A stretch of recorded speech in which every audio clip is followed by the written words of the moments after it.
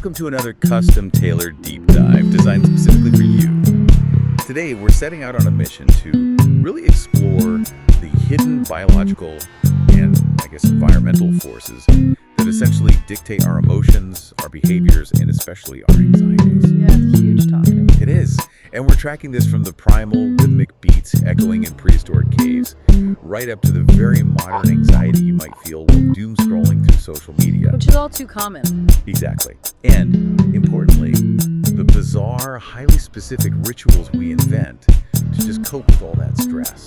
The scope of the sources we have today is immense. I mean, we are looking at anthropological texts on the history of medieval music, deep-level psychological studies focusing on anxiety and human evolution, and then acoustic engineering frameworks, and this is my favorite part, an interview with a rising industrial techno DJ. Right. And while they seem completely disparate on the surface, like what do these have in common? They all converge on one underlying core concept. Human beings are fundamentally biological computers. Yeah. We are just constantly attempting to hack our own programming and, the programming of the people around us. Okay, let's unpack this a bit, because the idea of the brain as ancient hardware processing modern inputs, that's kind of the foundational premise of the evolutionary psychology texts in our stack, right? Yep, the evolutionary mismatch. Right. The sources use these classic examples to ground the discussion, like the familiar idea that we're biologically terrified of a spider, but completely unbothered by a modern, statistically way deadlier threat like a gun or a bomb.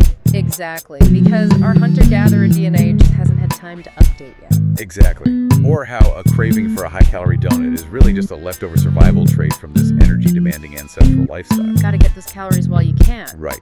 But where the research gets incredibly compelling for me is how this biological hardwiring applies to our complex social lives. Oh yeah. The text introduced the mathematical side of evolutionary biology to explain social behavior, specifically focusing on kin selection and Hamilton's rule. Okay, math time. Bear with me.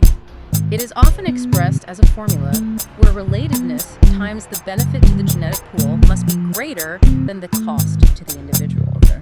So rather than viewing altruism as this purely noble, conscious choice we make, this framework presents it as a calculating, fundamentally selfish biological algorithm designed to ensure genetic survival. Wow. The wolf pack example from the text perfectly illustrates the philosophical weight of this concept. So, if an elder wolf has a piece of scavenged meat and there are starving pups nearby, her behavior is completely dictated by shared genetics. Right. If the pups are entirely unrelated, the biological math just doesn't support her sacrificing her food or her life for them. The math doesn't math. Right.